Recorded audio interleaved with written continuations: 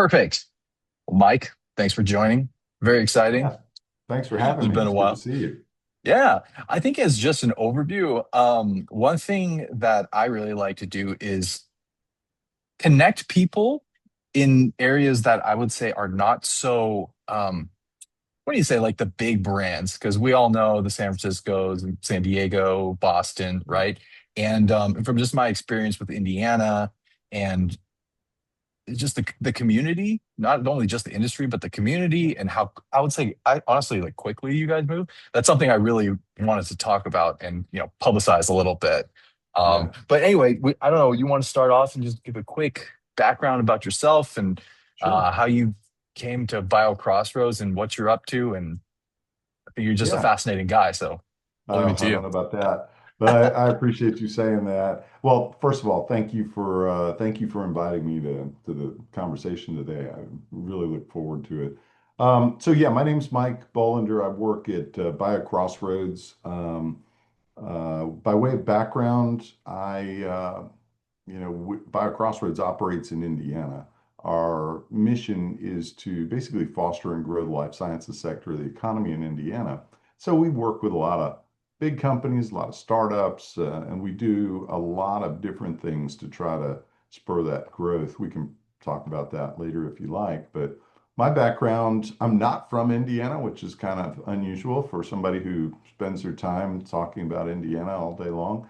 I'm from Florida. I was studied business and well, international business and Spanish in college. And after college, worked across a lot of different industries, did a lot of different things, everything from retail to insurance.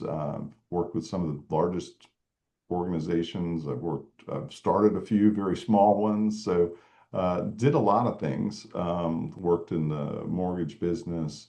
But my wife and I have been married 36 years now. We have three kids. Our oldest is 30. And when she was about 4 months old, she developed a rare seizure disorder.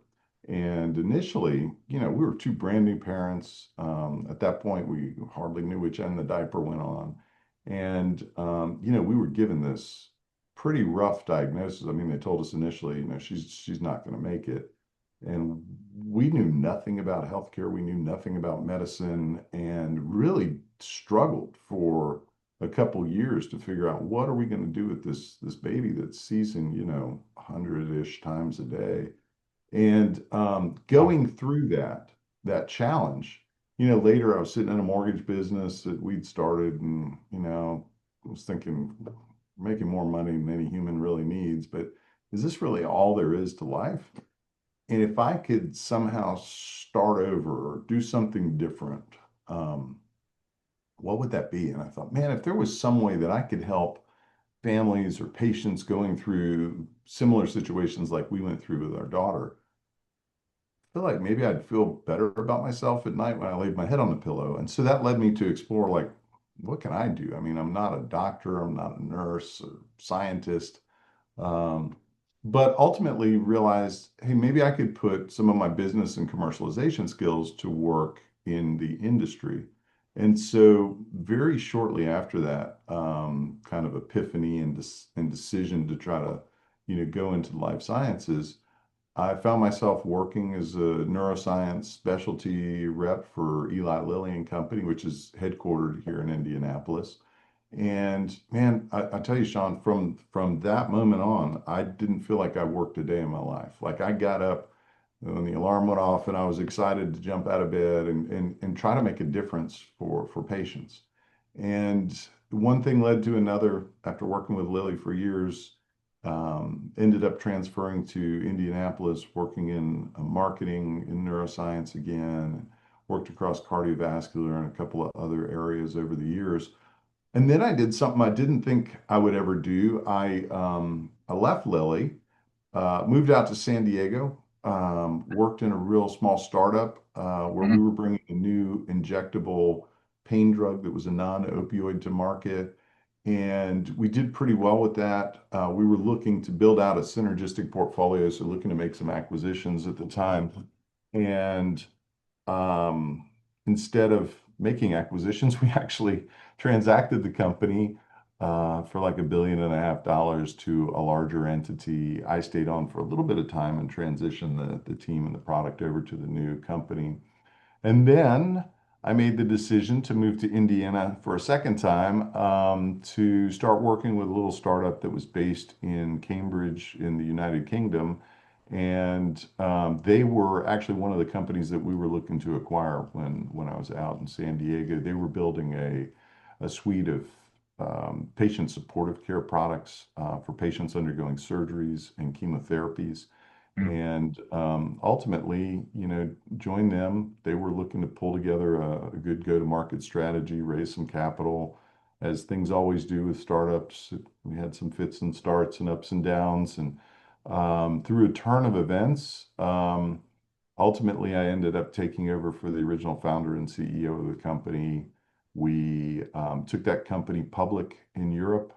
We ended up getting two drugs through the FDA approval process and built a U.S. headquarters here in Indianapolis in the north side of town, and built a commercial team and medical team here in the United States and launched those two products. Um, Unfortunately for us, there were two products in the hospital space, the acute care space, and it was right as the pandemic was hitting. So this was the approvals were in February and June of 2020. And Wow. so we actually, yeah, it was challenging, but we did some good work commercially, got some good traction, and ultimately ended up deciding that it was best to transact the company to a larger entity who was a little bit better capitalized to go ahead and bring those forward.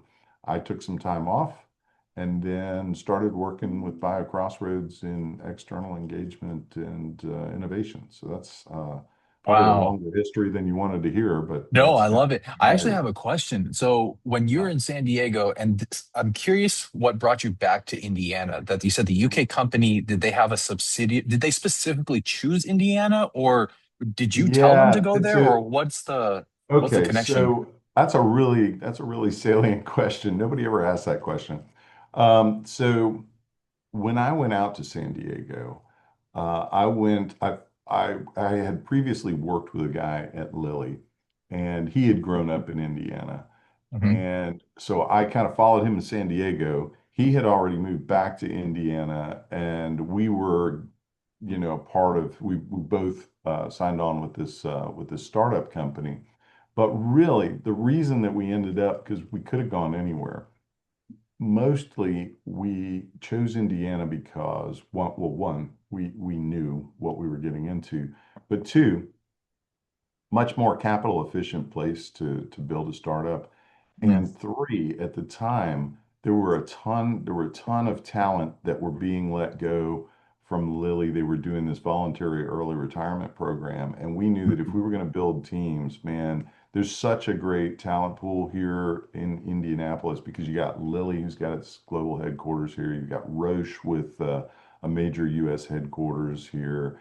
You've got Cook Medical, Zimmer Biomet. You just got there's a ton of experienced talent, and we knew that we would be able to very quickly staff and find some good people for that. So that's the main Got it. reason for This sounds moving. like a kind of a very strategic move, right? Because it's Yeah, not only the talent that you saw the timing and they're getting let yeah, go, but also the cost of living. And it's just like you yeah, got really quality talent at sounds like a bargain, right? And you were able to yeah, kind of and assess. yeah. I mean, it's a great cost of living here, but also, cost of doing business is yeah, again, you can be much more efficient with your capital here.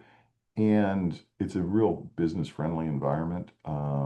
Sometimes our coastal neighbors on either the east or west coast are not exactly business friendly and Hmm. not very capital efficient environments to build a business in.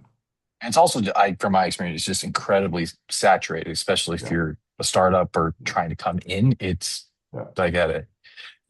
So, just to go back to connect it from that last, the post COVID, and then what's the yeah. connection to BioCross? How did Crossroads and how did this come to be? Yeah. So I had had some awareness of BioCrossroads over the years. When I was working at Lilly, I'd see like signs in the airport that would say Indiana BioCrossroads. I was like, what is that? That sounds interesting.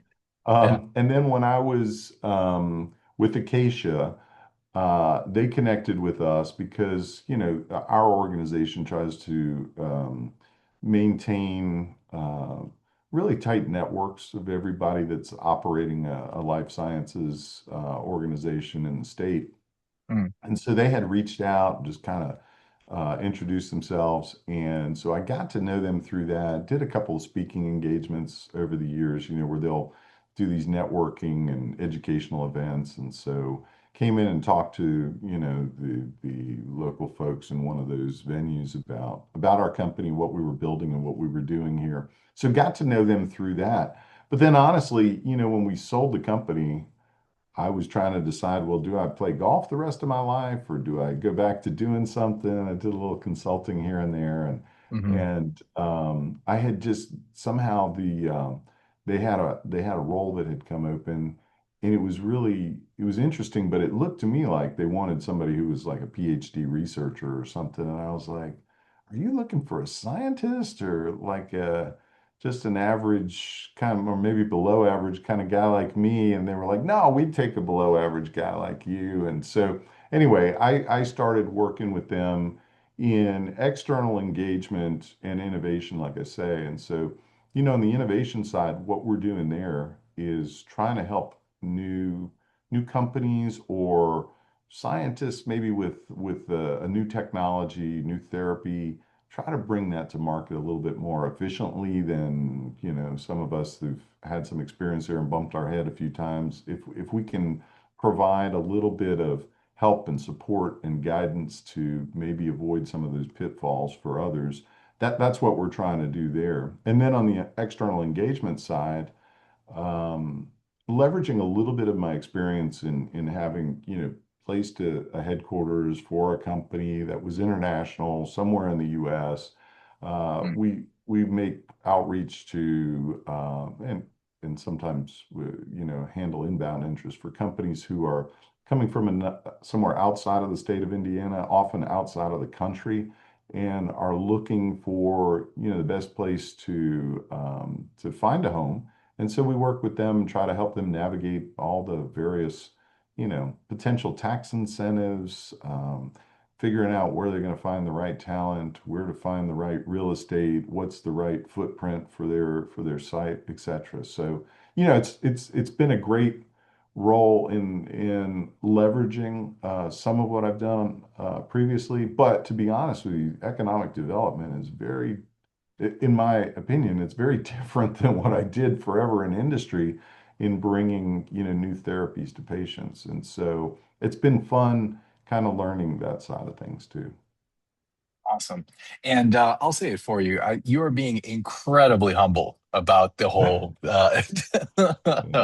you know what I mean? And I will say that this is something actually I really like and want to address because I have met so many intelligent, like beyond ingenious researchers that they just can't bring it to market. They can't communicate. They don't have I don't even know if it's a strategy or if it's just being Yeah. able to either delegate things or put someone with that side there, right? Because there's Mhm. so many technical resources. There's so many, you know what I mean? Like on Yeah. the Oh yeah. actual lab, the actual clinical trial, like Yeah. I personally see so many of that. And I've just seen so few. I don't know what would you call it? I mean, like the business development, Yeah. human skills, like kind of see Yeah. the forest through the trees, like what the bigger Yeah. picture is. And obviously, you're someone who's exited multiple times, or at least been like in there with them. I'm just Yeah. curious about the patterns you've seen. I think that would be incredibly useful to just those insights and just how some things that you've succeeded with, or and things Yeah. that you've seen fail. I'd love to hear Yeah. your thoughts. Yeah, unfortunately, more new ventures fail than tend to make it. One of the you really hit on something that's key, and we were just talking about this last night in another venue. You've got brilliant scientists that have tremendous technologies. It is rare in my experience, um, and I think the data would bear this out, that that scientist makes the right is the right fit for the CEO of that startup company, right? And Mhm. I'm not sure exactly why, because I have a colleague who has a PhD from the School of Medicine, and Okay. she likes to say, listen, I'm going to tell you, it is much easier to teach a scientist business than it is to teach a business person science. And I 100% agree with that because I'm the business person always trying to learn the science, and it's not Mhm. easy.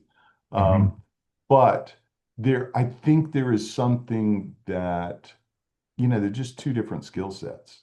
Mhm. Um, the other thing that, what really we were having this discussion as well last night. The question was, what really drives success for new enterprises? What is it that you need in a startup ecosystem that will really, really make things fly? And it's an easy but not a fun answer.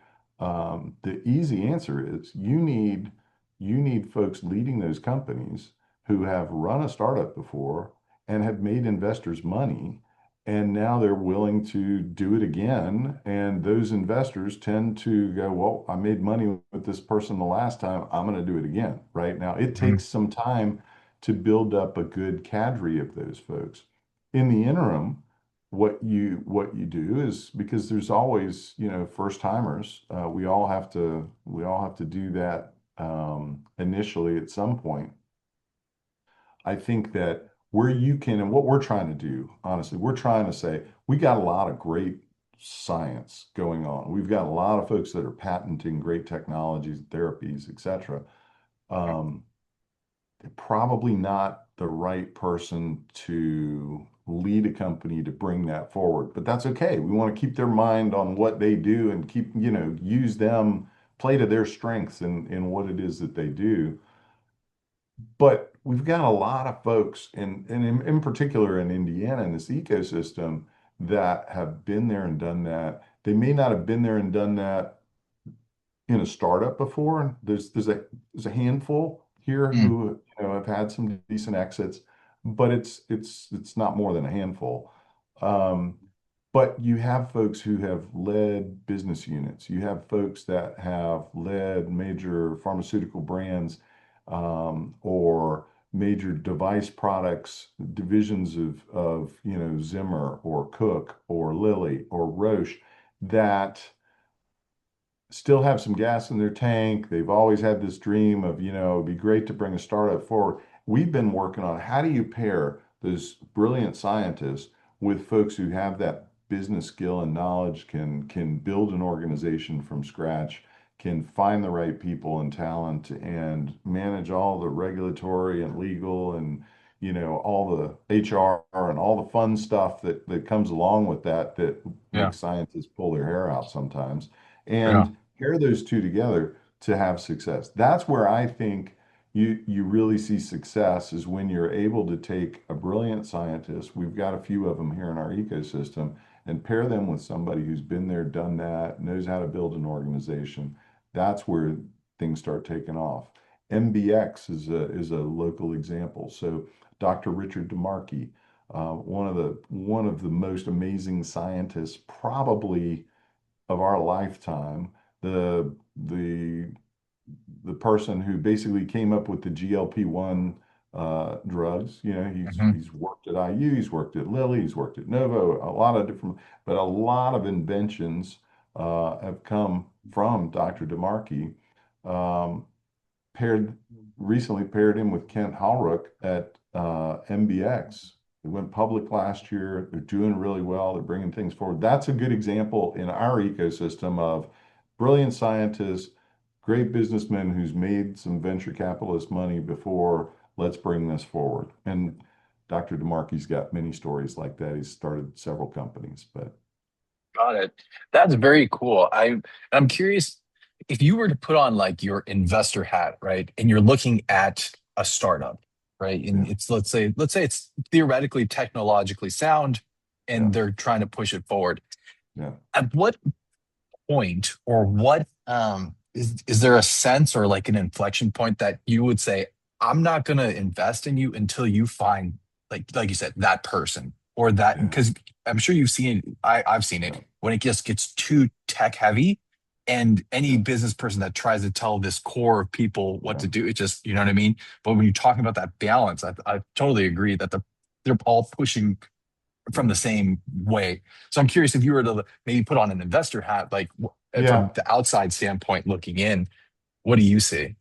Yeah, I appreciate that. I think I smiled a little bit when you said that because if you've raised money before and you've talked to investors, they're always like, it's too early or it's too late or, so Hmm. from a Hmm. timing perspective, um, I don't, there's many potential entry points, but I think what's at the heart of your question and what has always been at the heart of an investment thesis for me is one, what's the technology? Is Hmm. it is it decent? Do we think it's got a great shot? But what is the potential it has in the market? I can't tell you how many companies I've talked to, and they're like, "Oh, we've got a cardiovascular product," and I'm like, "Oh, really? Tell me about it."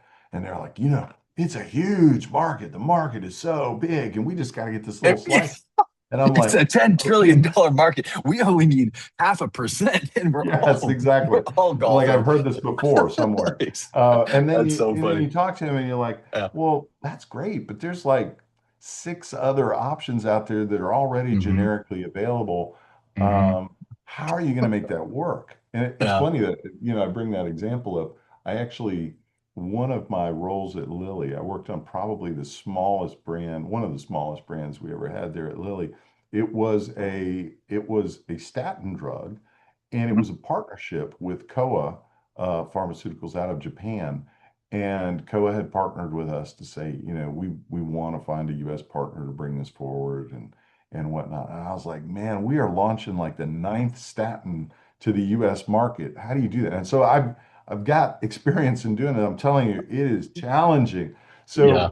So anyway, the point on that is the technology, does it have the potential to be disruptive, and is it going to be meaningful? To me, Mm. that's one thing. But Mm. the but after the technology, and maybe even more so than the technology, um, I look at the team. And so like who is that management team and Mm. what is their experience? And have they been successful before? I mean, that's what I look at. And what did they do? What did that look like? And how do I think they derived that success? And then you want to talk to that team and understand, like, tell me about what you're doing. And if their answer is it's a big market and we just need a small little bit of it, then I know, Yeah. okay, you don't know what you're doing, right? Yeah. But if somebody says, yeah, it's a big market, but this is the portion of the market where we blow folks away hands down. And it's a much smaller portion, but we think we can do that. And this is why we believe we have that ability to do that. And this is how we've done something similar to that before. Now we're talking to somebody who knows what they're doing, and I'm much more inclined to lean forward and think about making an investment. Does that make sense? And I think it answers the question and hits on what you were talking about. Totally. This is me actually kind of, what are you doing? I'm doing like a reverse that I want, it's not coming from me saying, hey, Yeah. look at your team. Like we're looking at Yeah. this from investors, from an investor standpoint, right? Because I see it Yeah. exactly what you said. A lot of startups that are, I think it kind of is what it is. If you're too in your own company, it's hard Yeah. to reflect so get that Yeah. self-assessment or outside feedback and actually like let it land and not take it Yes. personally. And And let me tell you something. I mean, from having sat in that chair, it is hard not to be because your whole life, 24 hours a day, 7, maybe 8 days a week is Mhm. your company and your product and what you are doing. And so it is not it's not easy not to become insular, or it's Mhm. very understandable how people just look at what it is they're doing. And so I understand that, but you really do have to understand, okay, this is what I'm doing, but how does it relate to like what difference is it going to make to patients? And is there a need? Is there a true need? if there's not a true need out there and you're having to, scratch your head and figure out what the need is, probably better move on to something else. But number Mm, two, there truly is a need. How is it that you are going to be able to compete commercially with the competition? And what is that? And you got to be able to lean into that. And then when you understand those things, it's okay to be passionate and love your baby to death because there's going to be a lot of folks. I talked about bumps in the road and bumps in the yep, head and whatever. yep, There's yep. a lot of it's, running uphill backwards with thousands of pounds on your shoulders. I mean, it is not an easy endeavor to bring a new technology to market, and I get that. And you have to be very passionate and defensive about your baby, but you've also got to be able to listen to feedback and take correction and make adjustments because most, I don't know if most, but a lot of what we do is not going to work. And so Mm, the faster we can figure out this is not working, I need to change. I need to change direction. The better off you're going to be, and the quicker you'll be able to bring that to market. yeah. You know what's also interesting because in your sharing, you mentioned both getting acquired and also going Yeah, public with the yeah, other yeah. company. I'm curious that since you saw both of them beforehand, did they already come in mind with that strategy? Obviously, the COVID situation is messy. That, maybe not so much. But do the does the core team already say, okay, once we get it to this point, we're already kind of shopping around, uh, for lack of a better word, or are we Yeah, building to be sold? And then the one that went public, were they already building to be to go public, or I'm curious, or is it just you just roll with it? I'm very curious yeah. on the inside. Well, it's a really good question, and you get that question a lot, or I used to get that question a lot in sitting in that chair, both from employees who are looking to join the organization, as well Hmm. as potential investors, as well as friends and family. Like, what's the story here, right? And Totally. so I think I was never. I don't think I had this mindset initially because I had come from big pharma and it was like, hey man, we're in this to win this. We're going to build this, for the future. I think a lot of folks realistically get into um, bringing new technologies forward in the thought that, there's going to be an exit here at some point in the near future of Mm, some shape or form. mm, Many investors come in like wanting to know, okay, where's this exit point? Who are the natural acquirers for this? Because the model, at least of the drug business, and I think probably life science more generally, but certainly in drug discovery over the last few decades, has shifted from the Lillys, the Pfizers, the Bristol Myers of the world are discovering everything in their own laboratory and then spending years and years and years to bring that forward. They're still making major discoveries and doing great work, but they've realized, hey, if you can have, all these startups out there doing things, and you obviously operate a little bit differently in a startup than in a major, pharmaceutical yeah, uh, in-house. Yeah, company. Yeah, yeah, I mean, there's just more red tape and hurdles and exactly. and two, they're going to Approvals, kill a budget bunch of approval. products early and Exactly, be like, yeah, let's exactly. not invest in that. Whereas in startups, like, okay, I got this one, maybe two ideas, and we're Hmm. gonna work to bring this forward. Hmm. And so, the model has been let these startups go out, kind of get it to a place where we think, okay, there might be a little there. There's something about the science. There's something that they've proven. They've hit a milestone. Let's Hmm. look at acquiring them because it's cheaper for us to wait till that's proven than, spend our time and money and efforts on tens of thousands of things Totally. that don't work. Let them hit it, and then we'll pick it up later at a different point. Now, to answer your question, what the my true north always has been, and I typically give this advice to others, is you need to build that business. You need to build your strategy. You need to work every day as if you are going to bring this forward. And so you need a good, solid commercial plan, good, solid medical plan. I mean, you've got to say, I can't count on the expectation that somebody's going to come and acquire us. And so I've got to be able to bring this forward. And that's what we continued to do at Acacia, which, I think every startup loves that acquisition, especially if it's above $1 billion. Like, yeah, man, buy me out. I'll go play golf or I'll go work at BioCrossroads or whatever the case might be. But, Exactly. Go watch some but, FSU games. The yeah, Tomahawk. but you're not going to get acquired unless people believe and understand that, man, this, first of all, this technology is worthwhile. Second of Yeah. all, it's potentially game changing or makes a significant difference in patients' lives in the marketplace, and that I can understand why I can beat the competition at this. Mm. And they've got a decent team. There's something there that I want to fork out the dollars to acquire. And Yeah. so you've got to have that, or you never will get acquired. Now, Yeah. whether or not you go to bed at night saying, "Oh, please let us get acquired tomorrow," or you're like, "Oh, please let us, let these trials come forward and, Yeah. everything works out okay," or, the team can bring this thing to market. That's probably an individual thing, but I think most of us, you have to build for the future to be able to do it yourself or figure Hmm. out how you're going to partner.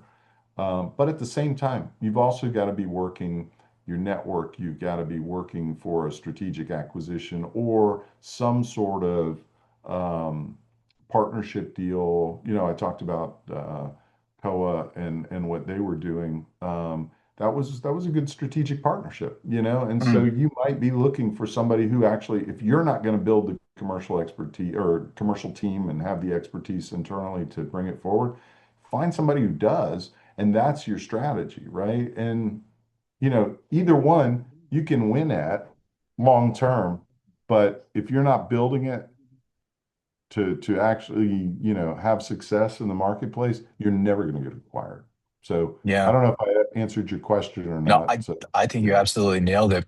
The metaphor that comes to mind is a couple. One is kind of like expecting it to be a marathon. Because if you expect it to be a sprint and you start to let up, then you're going to get yeah, burned out and be like, like you said, please, yes, please acquire me, please. But yeah, if you're like building yes, just to get to this point, like people yeah, can smell it, They're like, yeah, so what's a and they can feel the like, you don't have much gas behind this. Like you're mhm, begging for someone to, I think, and also mhm, that's when you get taken advantage of, or you're not in a strong position, right? So it's, absolutely, I don't know, maybe mentally it's like if we get acquired or we get an offer, awesome. And yeah, that's not the main goal, but yes, focusing on the path forward and then good things happen, but not yes. kind of praying and hoping around that stuff is going to land in your lap, right?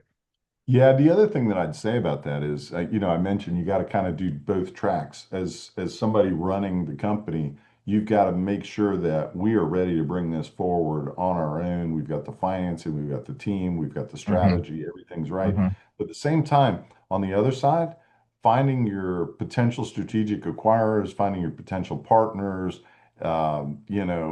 merger and acquisition potential.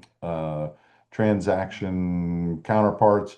You've got to be doing that for normally years.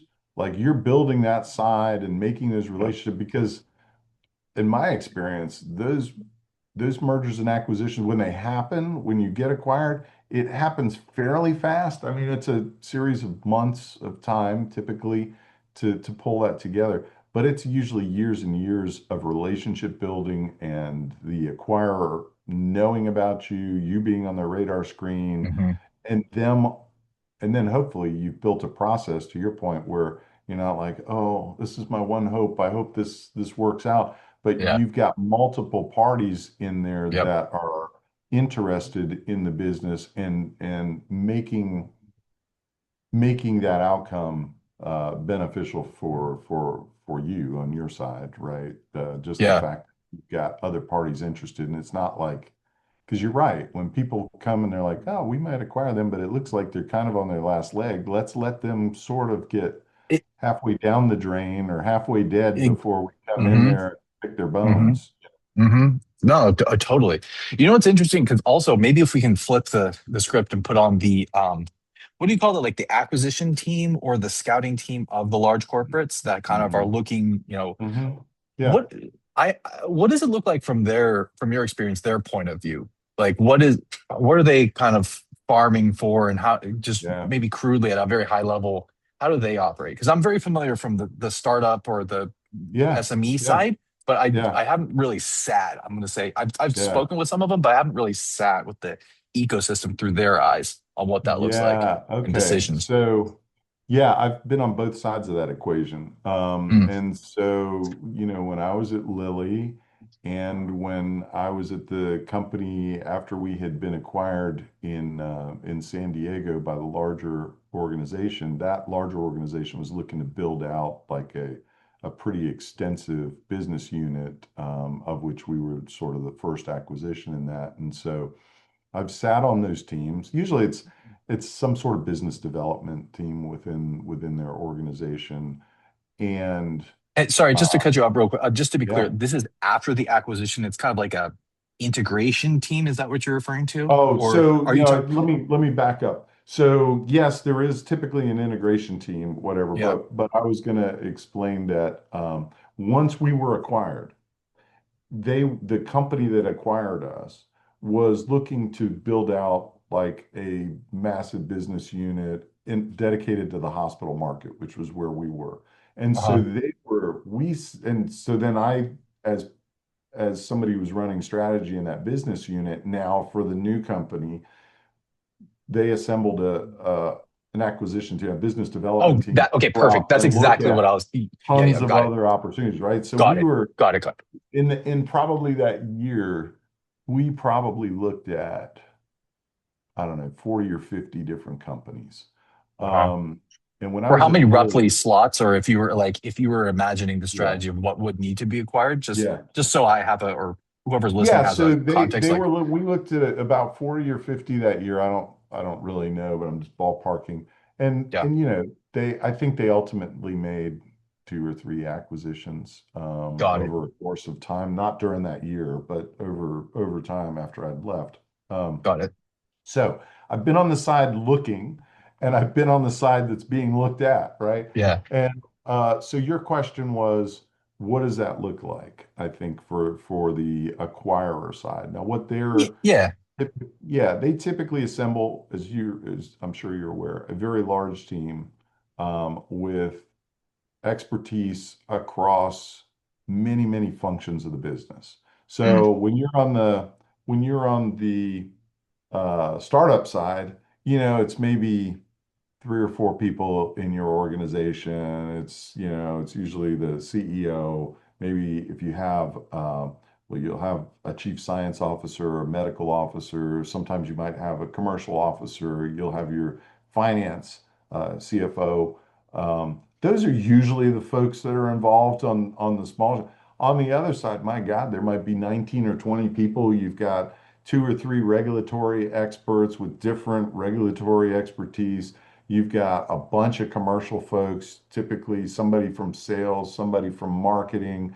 You've got business strategy people. You've got lawyers with different expertise, some in IP, some in regulatory, some in just corporate law that will be looking at the deal. You've got medical and scientific people like coming and going from all kinds of different areas of the medical world. And so, you've got all these guys that are going to look your business up and down and, under a hmm microscope and hmm and shine light on all kinds of things. The one thing though, going back to what we were talking about, what they're looking for is they're looking for one, is this technology like, is there a real need out there? Is this going to meet a patient's need? Now, they usually look through the lens of probably the first cut is, does this fit into our corporate strategy? Because they are not looking for just anything. So if you're like, hey, I've got this great, um, I've got this great new solution for warts, making this up, right? I've Hmm. got this great new medication, take care of warts like nobody's business. I'm going to go talk to Lilly because they are a big company. Let me tell you, Hmm. Lilly is not interested in like that is so far off their corporate strategy. So you got to understand like based on what the larger or medium sized the potential acquiring company, what is their corporate strategy? And then you've really got to make your points to them to show them how this fits into that strategy, Hmm. right? That's number one. Number two is going back to what we were saying before. What's this technology like? Will it make a difference? Will it not make a difference? And then they start pulling out the microscopes and looking at everything and okay, well, where are the again to use my same metaphor, where are the warts in this in this thing? Where is the weak underbelly? Where are there issues or problems? And they're looking for any reason to say no. Hmm. The next thing they're going to look at is what is your strategy and how do they think that's ridiculous and they can fix that, right? I mean, that's kind of their mind point is you couldn't possibly have an idea what you're doing. But the better you can speak to them and to what their needs are and to speak their language, which was it's really helpful when you have people that are running startups who have worked in those larger pharma organizations because they know the mindset, they know the language that these guys speak, and they know how to read that room better than somebody who has never done that before and know kind of what are the buzzwords or what are the terms that are going to kill a deal before it even before it gets going. And so it's those things that they're really going to put under the microscope, and more so than anything else, if they find something that fits with their corporate strategy, something that they believe that, can make a difference for patients, but read between those lines can make a difference to their P&L statement and is something that, can drive revenue for them. And they believe the strategy looks pretty good. The team knows what they're doing, they're talking about, and they speak a common language with them. That's usually when you see something get done. Does that Hmm. make sense? No, I think you absolutely nailed it. Thank you. And I want to throw in there, it's kind of like a, it's not luck, but it's just they're looking for what they're looking for, right? And you Yeah, can have the most amazing thing, and you yeah. can't jam it into whatever the conglomerate or No, that team's mission is, right? So no. I'm trying to flip it back to the startup side. It's like, yeah, look it up. Like it's not that your thing is good or bad or not. It just you can either just not be a fit, Yeah. right? Well, and I'll caveat that a little bit. And well, I'll caveat it by saying, hey, corporate strategies change a lot. And if they're all opportunistic. And so there may be something that you don't realize they may be shifting towards. So that may not want to close the door too soon. But Mm. the flip side of that coin is, man, there's hundreds, or if not, more companies out there. Find the ones that are working in or around the space that is the therapeutic area or, similar technology, what you're developing. Like, who are the Mm. folks that are working in that therapeutic area or that disease state? And start with them. I mean, that's where you're gonna, if there's four or five folks. So I'll give you an example. So um, we were in the pain market initially in San Diego, and then I mentioned patient supportive care for surgeries. Well, pain market, you can look at who's developing pain drugs. Okay, they've got an expertise that would be a ready market. But the other thing is, it was an IV, it was an injectable pain drug. So who is in surgery? Like who has products that are in the surgical space or who has products that are in the hospital space So they don't necessarily have to be somebody who's developed a pain drug before, but it could be somebody that But very has something in the tangential, hospital. very Yes, symbiotic, right? tangential, but Yes. hospitals are big. And so it could Yep. be, like they're working in kidney dialysis, but maybe there's Mm, something there, yeah.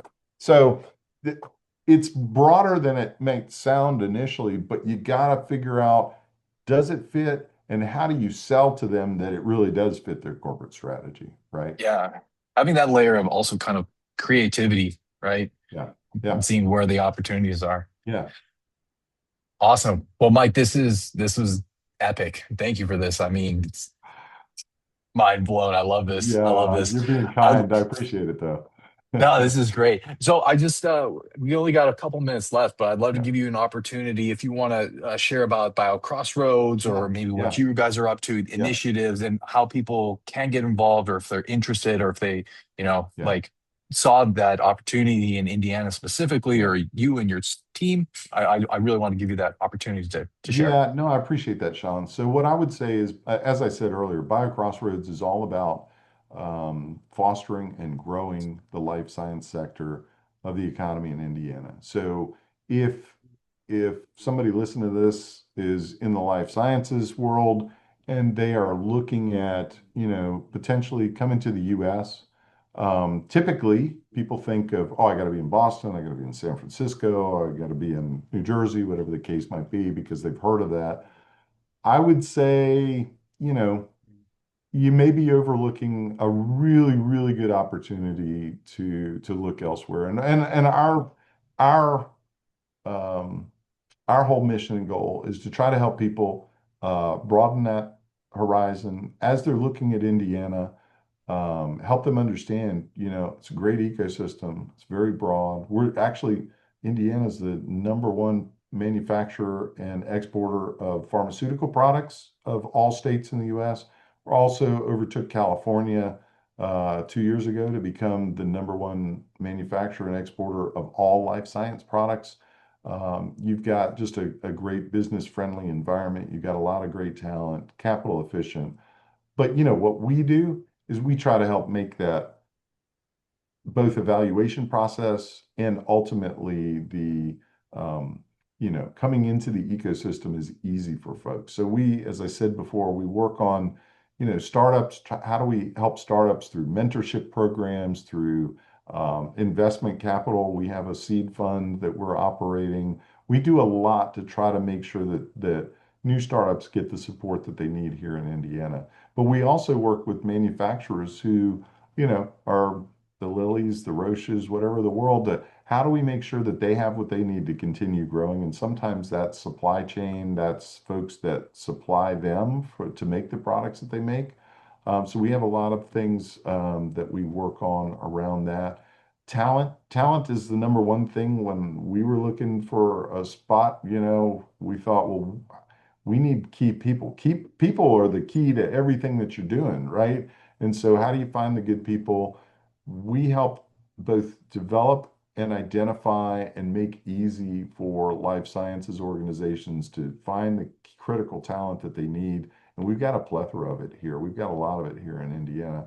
And then lastly, we work to try to tell that story about Indiana, connected various disparate, ecosystems throughout the state, but really tell a story on a national scale and international scale about why Indiana is a great place to build a life sciences organization. So if you're looking or are interested, feel free to reach out to me directly or connect with us at biocrossroads.com, and we'd be happy to get you plugged in and help you evaluate why Indiana might be a great place for you.